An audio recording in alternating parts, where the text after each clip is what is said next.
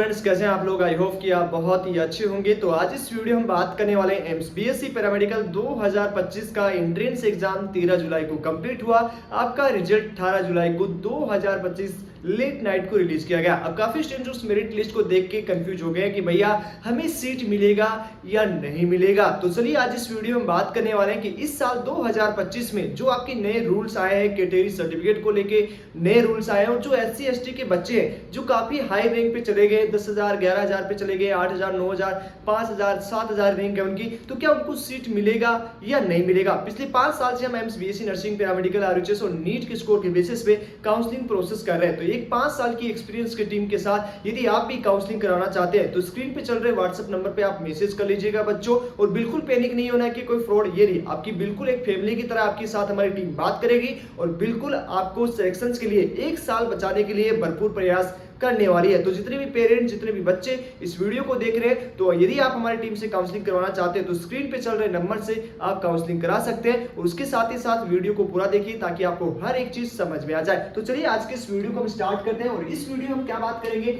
AIIMS BSc paramedical, okay, जो आपका जितने भी कोर्सेस है, पैरामेडिकल के जितने भी कोर्सेस है, उस पर आपको जो है एडमिशन लेती है पैरामेडिकल 2025, जो एम्स के थ्रू एंट्रेंस एग्जाम्स लिया जाता है। वहां पे 90 क्वेश्चन आपसे पूछे जाते हैं और उसके हिसाब से आपका मेरिट लिस्ट तैयार किया जाता है। सबसे पहले आपका एक मेरिट लिस्ट जारी किया गया है। उस मेरिट लिस्ट के अलावा आपका कोई भी मेरिट लिस्ट बच्चों नहीं आएगा, किसी भी राउंड में नहीं आएगा। ये एक जो मेरिट लिस्ट जारी किया गया है, अभी जो आपका मेरिट लिस्ट जारी हुआ है, वो फर्स्ट राउंड के लिए भी यही रहेगा, सेकंड राउंड के लिए भी और ओपन राउंड के लिए भी यही रहने वाला है। मतलब जिन बच्चों का इस लिस्ट में नाम नहीं है, बच्चों नेक्स्ट ईयर की प्रिपरेशन स्टार्ट कर दो। ओके, मिसगाइड नहीं होना है कि आपका ओपन राउंड में दूसरा मेरिट लिस्ट आएगा, ऐसा कुछ नहीं होता है। कुछ नए नए क्रिएटर आते हैं, वो आपको कुछ भी अपडेट दे देते हैं। तो बच्चों ऐसे के स्कैम में मत फंसना, सही इंफॉर्मेशन लो, ऑथेंटिक इंफॉर्मेशन लो। ओके, तो यहां पे ये समझ में आ गया कि आपकी मेरिट लिस्ट, दूसरी मेरिट लिस्ट आपकी जारी नहीं की जाएगी। अब एक नया रूल है। क्या रूल है? एक छोटे से बच्चे कंफ्यूज हो रहे हैं। जो आपका 19 जुलाई 2025, ध्यान से सुनिएगा,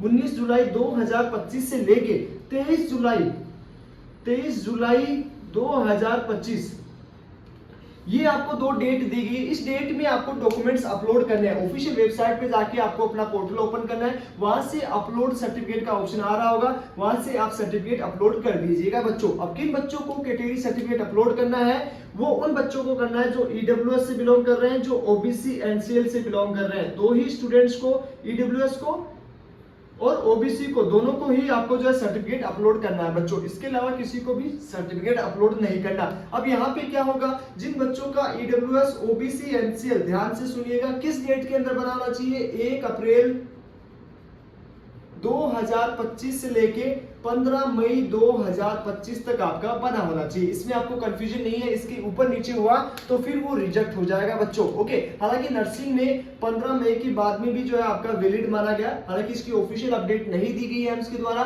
लेकिन उन्होंने बोला है कि जो फर्स्ट राउंड में जाएंगे उनकी रिजेक्शन वगैरह होगी। तो यहां से इससे पहले 1 अप्रैल से पहले बच्चा बना हुआ है तो फिर आपको इस बच्चे को जनरल में काउंट कर दिया जाएगा। मतलब आपकी काउंसलिंग जनरल से होने वाली है। यदि यहाँ पे क्या होगा कि जो ईडब्ल्यूएस के बच्चे, जो ओबीसी के बच्चे हैं, जिसके पास वैलिड सर्टिफिकेट है बच्चों, वैलिड सर्टिफिकेट है, उनको हाई रैंक में भी वैलिड सर्टिफिकेट है।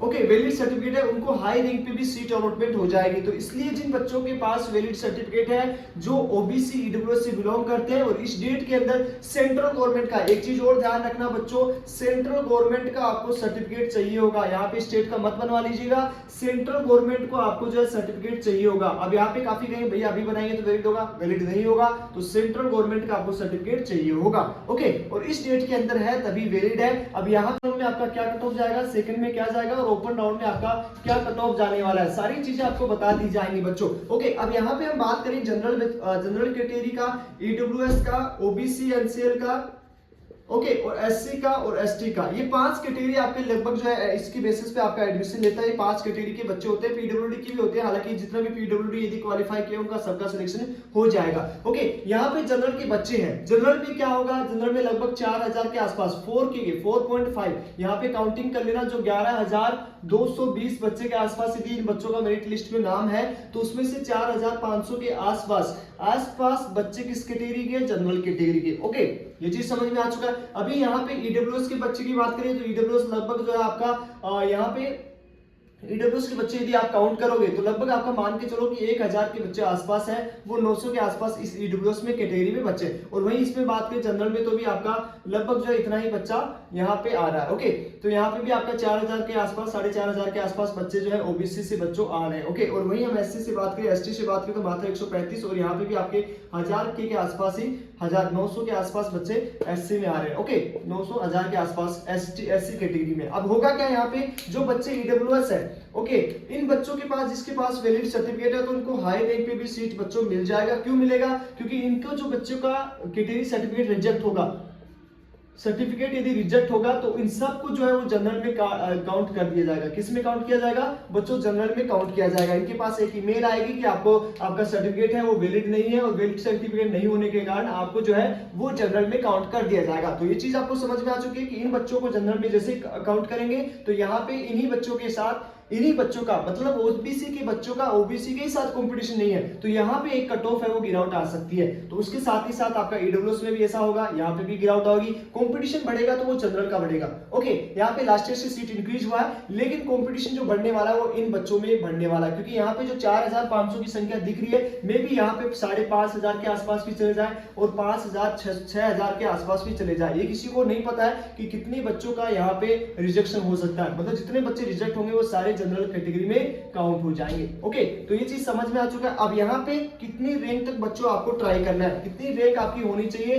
कि आपको हाई रैंक तक भी जो है सीट अलॉटमेंट हो जाएगी। तो जनरल की बात करेंगे, उसके बाद ओबीसी की बात करेंगे, एससी की बात करेंगे, एसटी की बात करेंगे, सारी कैटेगरी की बात करने वाले हैं। ओके, तो सबसे पहले हम बात करेंगे जनरल कैटेगरी में आपको मिनिमम कितना स्कोर या कितनी रैंक चाहिए होगी, जिससे आप यहाँ पे सभी कोर्सेस में पैरामेडिकल के बेस्ट कोर्स कौन से हैं सारी आपको अपडेट बता दिया जाएगा। कौन सी कट ऑफ की किसका वीडियो जाएगा, सिर्फ आप चैनल को बच्चों सब्सक्राइब कर लो। ओके, जनरल के बाद आपका ओबीसी एनसीएल की बात करें, उसके साथ एससी की बात करें, एसटी की बात करें, आप ईडब्ल्यूएस की बात करें। ओके, ये 5 कैटेगरी है। तो यहाँ पे जिन बच्चों की रैंक 1500 से 2000 के बीच है, देखो सारे स्टूडेंट हैं यहाँ पे काउंसलिंग में नहीं जाएंगे, क्योंकि किसी स्टूडेंट्स का नर्सिंग में हो गया, किसी का एमबीबीएस में, बीडीएस में, बीएचएमएस में भी, उसके नीट के थ्रू आपका बीएससी नर्सिंग, स्टेट नर्सिंग, किसी न किसी में हो जाता है, तो एक बच्चा केवल एक में ही एडमिशन ले सकता है। मैक्सिमम जो स्टेट की काउंसलिंग हो चुकी है नर्सिंग की, तो पैरामेडिकल की, तो वहां पे बच्चे जा चुके हैं। तो यहाँ पे कट ऑफ है थोड़ा सा जो हाई रैंक पे, ठीक है, वो वहां पे एडमिशन नहीं लेते हैं, ड्रॉप आउट एनआर एनपी लिखा होता है। तो यहाँ पे इतनी रैंक है तो काउंसलिंग में बच्चों जरूर जाओ। यहाँ पे 3000 भी मान सकते हो कि यदि एक बार आपकी 3000 रैंक है तो जरूर काउंसलिंग में एक बार जाइए। ओके, ओबीसी एनसीएल में यदि जिसके पास वैलिड 2 बच्चे हैं, यहाँ पे वैलिड सर्टिफिकेट है, तो यहाँ पे 4000 तक आप काउंसलिंग में जरूर जाओ बच्चों।